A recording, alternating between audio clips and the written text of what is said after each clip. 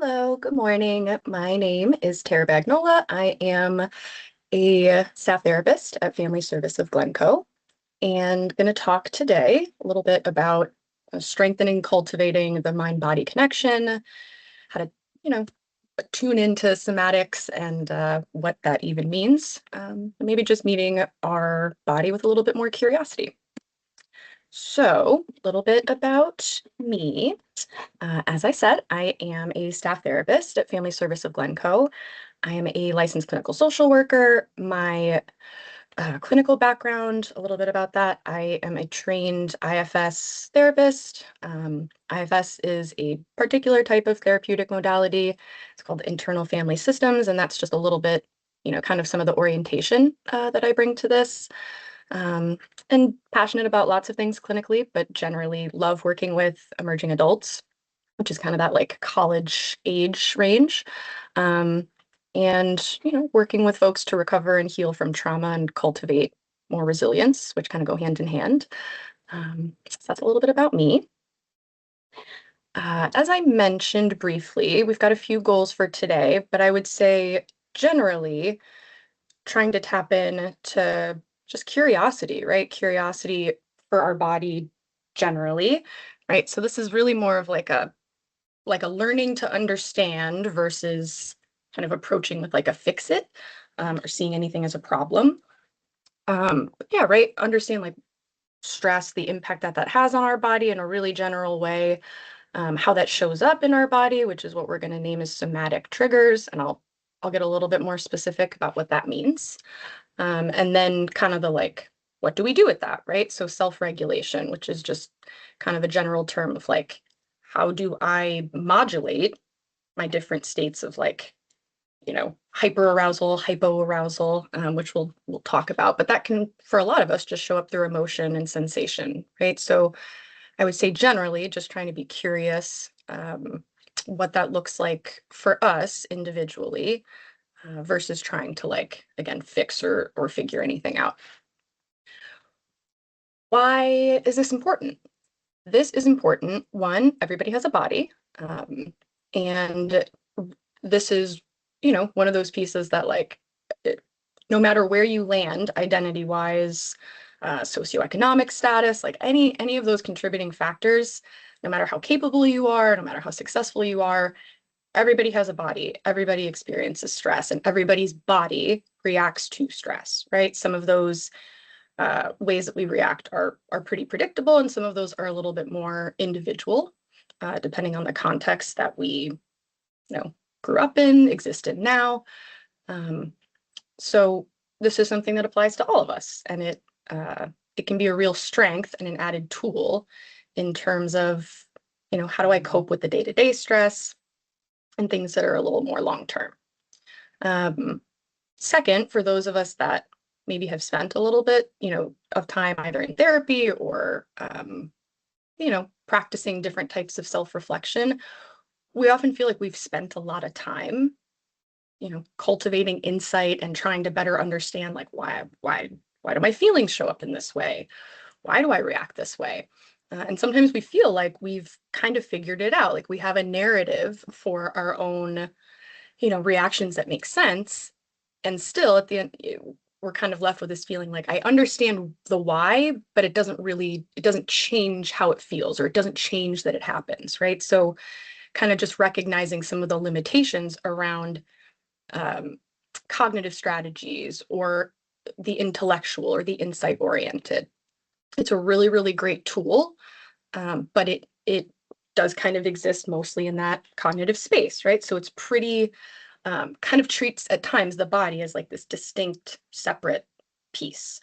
And so sometimes we kind of feel like we have these body-based symptoms or these, reactions to stress that we don't really know what to do with. So I would say that is another reason that this can feel like a really great tool.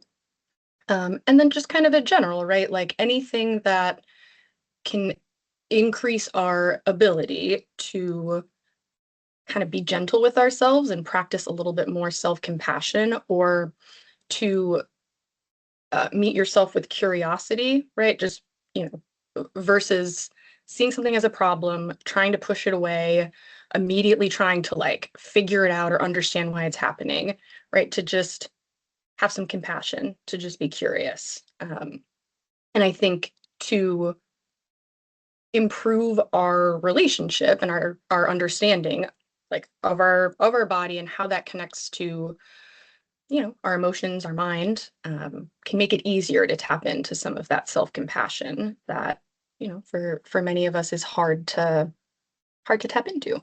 So just kind of to normalize, right, that stress responses are universal. It's part of being a living, breathing human. It's not a personal failure. It's not even something that we should work to not have. It's your body and your nervous system doing what it was designed to do. But part of using that to our benefit and making sure that we strike the right balance is to understand your body's signals and its needs, and to maybe see your body as something more than just like the vessel that carries you from A to B, right? That it's actually something that you can have a relationship with, much like a person. Um, so that's kind of my little spiel on why I feel like this is really important. So let's get into some of the language that I've kind of thrown around a little bit already. Generally, like, what is a somatic trigger? What do I mean when I say that? It's really just a body-based stress response, and this is something that happens automatically. It's not conscious. It's almost like breathing, right? Automatic nervous system. And thinking about like what is somatic therapy generally? Um, really is just an approach to treating the whole person, kind of like I mentioned earlier, not seeing the body as this distinct, like, that's physical health and here's mental health, but really trying to see it holistically and being curious about in what is that relationship like? How does that impact my well-being, my mental health, my relationships? And actually in what way do my emotions show up in the body in ways that maybe I haven't tuned into, and that I'm not as aware of maybe as I could be. So I think, and generally thinking about like culturally, what sort of beliefs do we come in with when it comes to our this mind-body connection, or just our bodies generally. I think we often only get curious and start paying attention to like what's going on with our body, how does it feel, what is it doing when there's pain or when there's a problem, right? Like when we are kind of backed into it and we don't really have another option and we're forced to contend like, oh, okay, so maybe these pains mean something. Maybe this is something I should turn my attention to. And but that doesn't always mean that it's easy for us to do that with compassion, with curiosity. So thinking about somatic triggers and stress. This is something, as I mentioned, universal, happens to everybody, is not a sign necessarily that something is wrong. Some stress can be very productive, and it's a normal part of the day to day. To be sort of I don't know that I'd say triggered exactly, but to experience a stressor and have your nervous system respond is something that occurs not consciously, and it's an immediate instinctive response. It's something that we're all programmed to do, and really is an evolutionary adaptation. It's something that's really been to our advantage for a long time. And now in these moments, it's kind of a question of like, in what ways might I be a little bit out of balance? In what ways might I be using old strategies that served me once that don't serve me well now? And in what ways could I meet my body with a little bit more curiosity and maybe treat it as something that does have some good information and data for us, or is showing us something that we can take seriously and we don't just have to discount. So kind of getting more into this like nervous system piece. And when I say nervous system, I do like maybe want to clarify, like, what does that mean? What is the nervous system? In a in a general way, nervous system is going to be what takes in information through the senses. It's processing information and it is triggering reactions, right? So it's made up of a few different things. made up of the brain, of the spinal cord, and generally of like bundles of nerves in the body. And this is the major controlling, regulatory communicating system in the body, right? So when we're talking about nervous system stuff, that is what I mean. And thinking about kind of just like brain science piece, what parts of our brain, our physiology, evolved and developed first, right? So certain parts are a little bit older than others. You might hear people refer to it as like your lizard brain, right? That is evolutionarily, that's what came first. That's going to be the part of us, lower brain stem, instinctual protective responses, right? And something that we know about the nervous system, it prioritizes speed over accuracy. That's adaptive. It has to. The body's going to mobilize a response for things before we totally have a narrative for what's happening, right? And that's kind of a distinct, sometimes helpful understanding to have in terms of like, what part of our brain is doing what? So we've got this really helpful nervous system that that is designed to keep us safe, but is not always great at discerning when that needs to happen, what threats maybe really need such a response, and not always great at modulating how much energy is mobilized in the system. And when I say the system, I really just mean our bodies. How much energy is mobilized as a response to stress, right? And ultimately, thinking about what it prioritizes, yes, speed over accuracy, but survival over anything else. And I think sometimes for our rational brain, that's sort of a tricky concept to wrap your brain around, right? Because if I'm running late for work or, I forgot something I needed for the day, rationally, I understand that is not a threat to my survival. I am entirely safe. Everything is fine, right? But thinking about what is the body taking in, right? And how sensation is being processed and what is being triggered, what is being mobilized, right? Anxiety, worry, stress, tension, like how does that show up for me? And for a lot of us, it's instinctual. And we can talk about what exactly that looks like. But kind of generally just understanding that the body prepares to take action before the brain assigns any narrative or logic to what's happening. And there are times that's super helpful. There are times that's going to feel inconvenient. And so I think, again, to be able to understand that that in many ways is universal, it's what we were designed to do, can help us respond to ourselves in those moments a little bit differently. So what are some of those instinctual, immediate body-based responses to stress, right? Because when we're talking about somatic stress signals or somatic triggers, that's really what we're talking about. And as I said, there are a few that kind of like really tap us into just like, we are mammals, we are animals, and these are things that we do and our body does to mobilize responses in the face of stress. So some of these may be familiar to you, and I invite you to kind of be curious and just take a moment and think, doesn't have to be a big stress, doesn't have to be the scariest thing that's ever happened. Could be something simple like, what do I feel when I'm running late for work, or when my, kid forgot something and I have to get it to him? Like, what, sort of taking a moment to slow it down and be curious and notice, like, in what way is my body responding to what's happening without me even trying, right? I don't tell myself like I'm gonna tighten up, right? It's just something that happens. It's an instinct for my body to sort of protect, right? A lot of energy is being mobilized in our system, and it shows up in different ways. Um, whether that's fatigue as sort of like a little bit of crash because we were so hyper aroused and a lot of energy was mobilized and it needed somewhere to go. That could be, in our chest, in our heart, whether we're holding our breath, whether we're moving our breath higher up in our body versus kind of breathing deep into the diaphragm. None of this is wrong. It's just all things to notice and be curious about. And so if we can take these little moments and opportunities when we are feeling stress to just pause, it doesn't take long, kind of go inward and reflect like, what?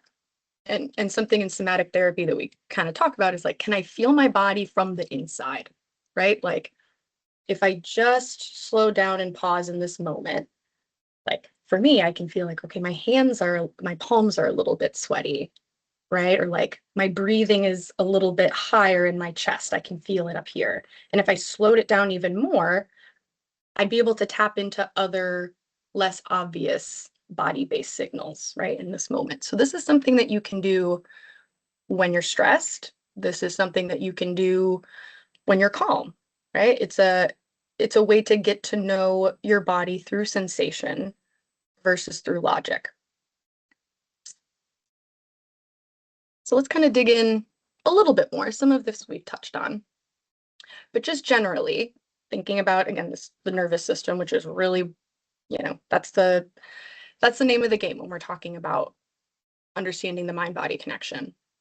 But the nervous system is self-regulating, right? Which sometimes might feel surprising, especially based on what we're talking about, right? Which is, how do I help myself regulate in moments of stress? But when it's allowed to complete protective responses, and the example I really like to give this is, if you've ever seen, I'm like a nature documentary person, or even like if you have pets, if you have dogs, right? Oftentimes, it won't have to be a big stress. It might be, kind of deers grazing, right? And they hear a sound and they pause, right? They kind of orient to the space. They may, like, their breathing may slow, their pupils may dilate, right? We're taking in more data and information to get a sense of, am I safe, right? In what needs to be mobilized for me to navigate this moment, right? So we're assessing threats. If that moment becomes more stressful, we maybe have to run to get away. Maybe there really was a threat. We're going to do whatever we need to do to move through that moment as safely as possible. But after, if you watch, you oftentimes see animals shake it off, right? Even if it wasn't bad, even if it wasn't scary, there's a small moment where the body is discharging energy that was mobilized when we had to decide, am I in danger? And what protective instinct needs to be applied to get through this moment as adaptively as possible, right? So this served a really good purpose and function, but it's meant to be a cycle that completes, right? So that moment where the animal shakes to move, to discharge that energy, that's an important part of that cycle being completed, right? And so if we're thinking about, for us, what does that look like? I don't know how, at least for me personally, like, I don't see a lot of people shaking it off during the day, right? I think for a lot of us, we have many moments of stress, small moments, big moments throughout the day. And oftentimes, for practical reasons, for functional reasons, we just sort of ignore, distract, or tap back into what we're doing, and don't really give it much extra thought, right? There's not necessarily, for many of us, a lot of trust in the body, right? If I wake up with an ache or a pain, it's really easy for me to discount and say, I probably slept wrong. And maybe I did. But what would happen if I was curious about that? What would happen if I slowed it down and took a few minutes and almost treated that like a person I might want to get to know? Might my body have valuable information to offer to me? Right? And that's just something that, like, agree or disagree, almost as an experiment, like, what would happen? What would happen if I tried to tune into this?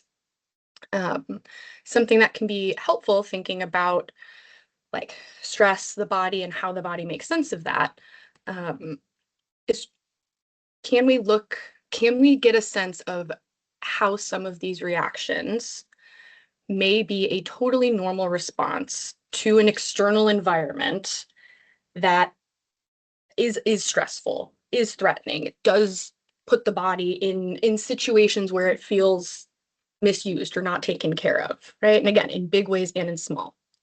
Understanding that the body does implicitly remember, and that, again, doesn't have to, that can be a large traumatic event, that can be small things, right? Remembering what it felt in these moments where I was overwhelmed, where I felt humiliated, right? Where I felt a really strong feeling that, for all of us, we will have different sensations and internal body-based responses, right? Like, even if I don't have much of a narrative, or that moment didn't seem particularly important to me, understanding that the body does remember. right? The body learns from experience and it changes all the time, not just in physical ways, right? But that its experience is transient, right? And so one example I think about is for folks who've experienced chronic pain. Oftentimes it does feel like that is a constant, unchanging experience. I will always be in pain, right? And so losing this piece of like the body, every experience is passing, is transient, and the body is capable of significant repair and healing under certain safe conditions, right? And that doesn't mean we're going to heal, you know, chronic diseases and things we were born with, right? But it does mean that we can we can tune into those sensations in a different way, meet them in a different way, and have a little bit more compassion for ourselves when we are struggling with pain, right? Instead of seeing it as an enemy, instead of seeing it as an adversary, right? Something that actually is contained within us. Um, so just sort of a general sense that like there is some intuitive wisdom in our body, both in these protective responses and how those are mobilized, and also understanding that like we don't continue to do things that serve no function. And so to try to meet ourselves with like, in what way would it make sense, right? And to try to be curious with our body, with sensation, right? To just notice rather than having to understand or assign any particular narrative for why this is happening. If we just notice. I did mention earlier that I am an IFS level 1 trained therapist. And so, you know, internal family systems therapy and somatic psychotherapy really go hand in hand in a lot of ways. And we won't necessarily get into it at length, but just kind of to expand a little bit on this idea of like, we we can have lots of different ways of thinking about our body, but one that I find particularly helpful that IFS really supports is, what if we see our body and all the different parts, as many as make sense to you, as its own little person, right? Example, if I am noticing today that I came in with just a lot of pain or tension on this part of my neck, let's say, could I see that pain, that sensation, almost as its own little person? I don't have to believe that's true. I don't have to buy into that, but for the purpose of that curiosity, right? Like, I notice this pain. What would it be like if I noticed it as almost like a person that walked in the room? I don't really know them. I can see that they're here. I can feel that they're here, but I don't know very much about them, right? How might I respond to that person that just walked into the room that I can feel and I can sense, but I don't know very much about, right? So it's a little bit of a different it's a little bit of a different way of responding to sensation versus either writing it off, pretending it's not there, distracting from it, telling yourself it's not real, right? Like, we have lots of ways that we respond, but for a lot of us, the most natural is not like, okay, well, what if I try to turn towards it and notice and sit with and be curious, right? Like that doesn't always come naturally. So I really like using an IFS perspective on this because I think it just frees us up to kind of like, well, let's play around with that, right? Okay, so what if I turn towards this particular pain or sensation and treat it as something to be curious about it, almost like flesh out a little bit. Um, what would I learn, right? And if the answer is like nothing, we really haven't lost anything. But oftentimes that process of slowing it down and turning in, like you do get some interesting information. Um, and just a general, this is supported through IFS, this is supported by somatic psychotherapy, but just the understanding that reactions are adaptive, right? And even if they are no longer serving you well, even if it feels like this has caused me a lot of problems, this isn't good for me, everything is adaptive and was protective at some point, right? But we may be in a place now where like, I don't need that protective strategy anymore, right? Maybe once I was in an environment where hypervigilance really served me, right? Where not sleeping for long periods of time and being in a state of hyperarousal, maybe I really needed that for lots of practical survival-based reasons. But in this moment, I don't need that anymore. So how do I help my body settle into that knowing, right? Understanding, as we said earlier, that the body does remember. It does remember what it felt like to be in those times of stress.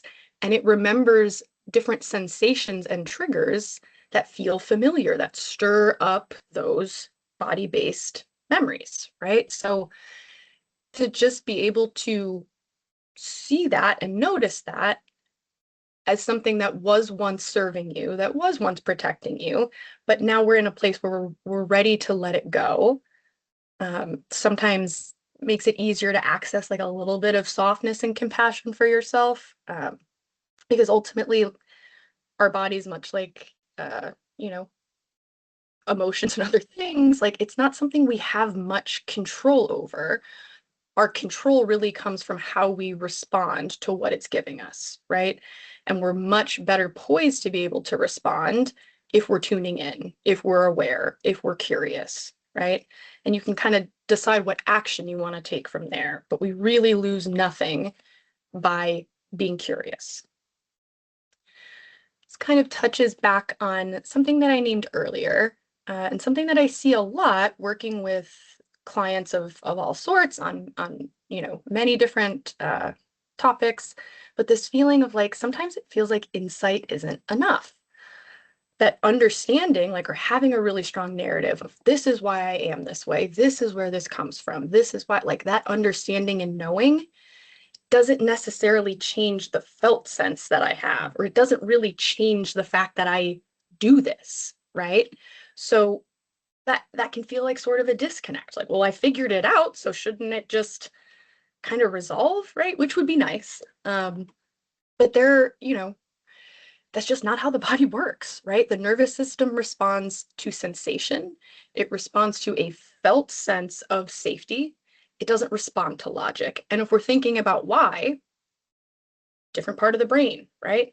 Our neocortex, our rational mind, that's our logic-based mind, right? That's the part of the brain that really can respond to that sort of rational thinking. Coincidentally, also the newest in terms of all the different parts of our brain, like that one came online last, right? But this nervous system piece, right? The reptilian brain, our sensation-based brain, that's a much earlier developed part of the system. So we've got to use its language, essentially, and its language is not logic. Um, you know, Sometimes insight can play a role in establishing that safety, right? It sometimes can help us organize and kind of orient and get the lay of the land. But there are limitations to where that can go. And oftentimes one of those limitations is the body. Kind of like we touched on earlier, right? These like kind of cycles that are supposed to be completed as a result of encountering stress. Talking things through doesn't necessarily complete those cycles, right? To talk something through and to process can be a really important part of that.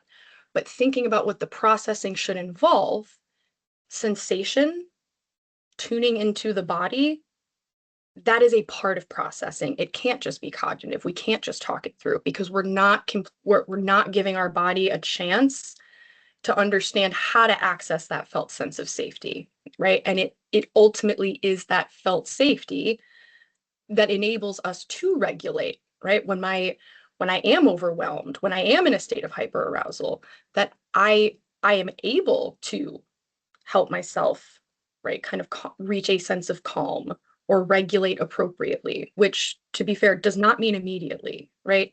Just because I'm able to regulate does not mean that I don't get overwhelmed. And it doesn't mean that my body doesn't have these natural instinctual responses to stressors, right? So it's this sense of safety, right, and connection and awareness that really let our body do what it already knows how to do, which is to move through this cycle of encountering stress, mobilizing energy to have a response, and then discharging that mobilized energy so that we can move forward. So, kind of touched on this earlier, but to kind of, if we have some general takeaways, or like, well, what can I do? How can I apply this? Because, we definitely can't avoid encountering stress, nor should we. That's not productive. It's not adaptive. So what do we do? Awareness, right? This is kind of a general thinking about awareness and curiosity. These go hand in hand. Um, and this can happen at any time. This can happen, this can take 30 seconds, this can take 5 minutes, right? It really is about strengthening this muscle of noticing, right? Of having a moment where I almost press pause and tap in, right? Just kind of noticing like, okay, hands are a little shaky. I'm like really gripping my feet. I'm holding, right? Okay. I'm just going to notice, even if it's just for 45 seconds, right? And if I am feeling some curiosity, right, for that feeling, maybe I go there, right? Maybe I express some curiosity of like, oh, yeah, what is that? What is that tension in my hands? Like, I wonder kind of what happens if I sit with that and I just sense into it and notice, does it change? Does it grow? How long does it stay, right? To just kind of meet it with this sense of, I wonder, versus what do I do? How do I get rid of this? Why is this here? Right? So again, shifting back into this, like, what if this sensation or feeling was a person? If a person walks into the room and our goal is to understand or like figure them out, what is this? It, it makes it really hard to be helpful, right? Like if we kind of come in with an agenda of fixing something, it usually doesn't feel that good, doesn't feel that good to the other person. Um, and it doesn't necessarily give us the information that we're looking for.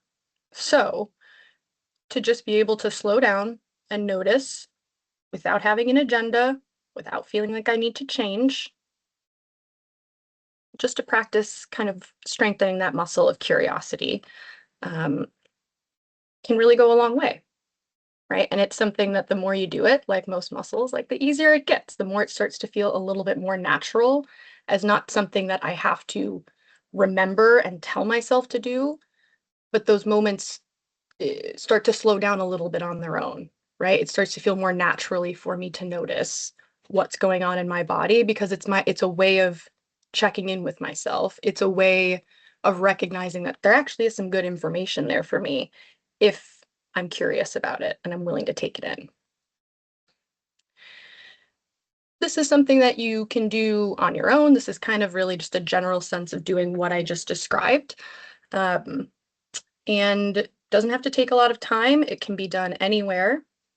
But just a way to practice that slowing down and noticing, or of cultivating more of that present moment awareness, um, but focused specifically on sensation, right? So kind of moving to a space that's comfortable, that's calm, that's quiet, that you can, have a little bit of space to be, and just taking a moment to kind of scan the environment, right? Visually, take what does it feel like to be in this room? What do I notice?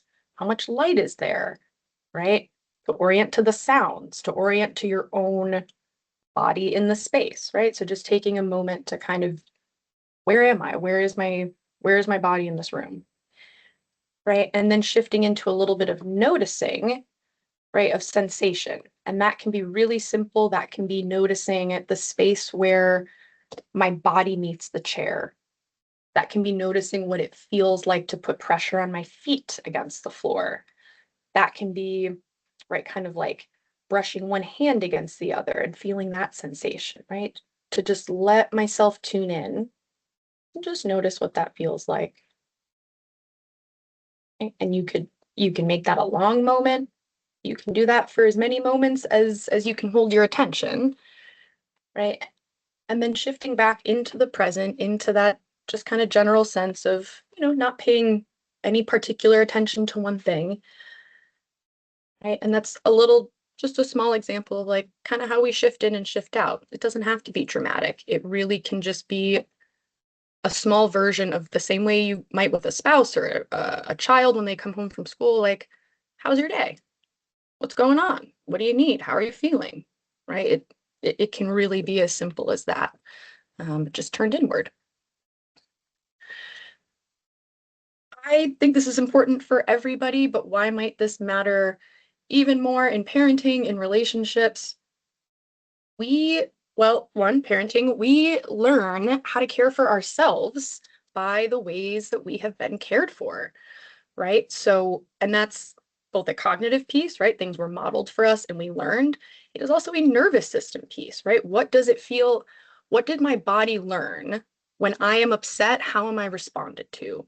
Or is it safe for me to be angry? What happens when I am, right? There's a million examples of this, but just thinking about in relationship, no matter how wonderful the person is, no matter how well it's going, they are going to activate, they're going to cause a stress. Being in relationship creates stress. That is part of life, right? So to just accept and acknowledge that our loved ones are going to trigger some of these somatic body-based stress signals that we talked about. And that is not a sign something is wrong with them or with you, right? But just to really understand that our reactions, it's not about them. It's not about what they did. It's not about that they, it really is, what did this stir up in me, right?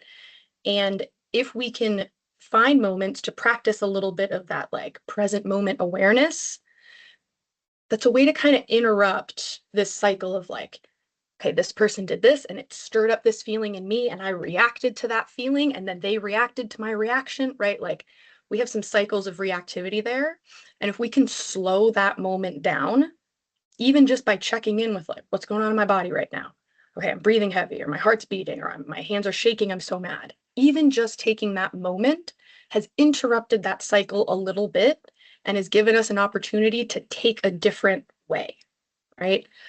Um, and the more that we learn how to do this, the more opportunities you give yourself to practice that, okay, what's going on here? That awareness, the easier that self-regulation starts to kick in, right? It starts to feel more natural. I start to feel like I have more resource, right, to deal with these stressors, these challenges, right? It just becomes another tool that I have to use in these moments.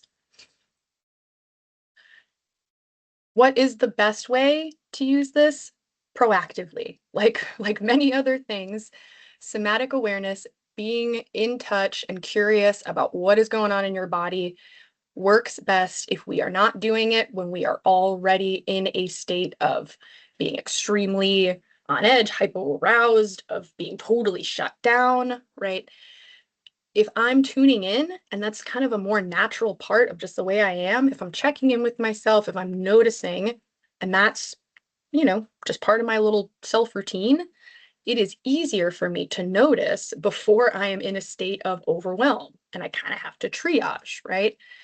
Makes it a lot easier if I am able to help myself regulate before I'm in a state of like, oh, I am dysregulated, right? So to be able to cultivate this skill and use it proactively, right, of knowing your body, of learning to read your body's signals, again, some of which are pretty universal, some of which are going to be more specific to you, and then knowing what works for you when stressors get high, like that is the best route towards using these skills.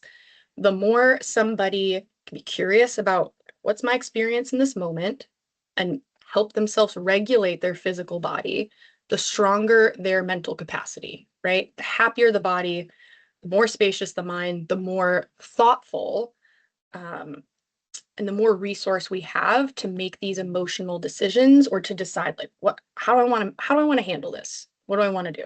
Right. So we can approach those moments more thoughtfully. Um, right. Thinking about the difference between responding and reacting. So just some general, kind of we covered a lot of bases, but just some key takeaways, right? The way that your body responds, it is adaptive. At one point, it either served you or an ancestor who got you here quite well. There was a practical use for what your body is doing. That doesn't mean it's serving you well in this moment.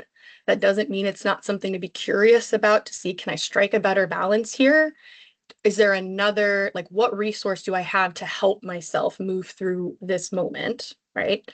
So just to get a sense of like the body isn't broken, regardless of what state we're in, what, what various conditions we may bring, like the body is not broken.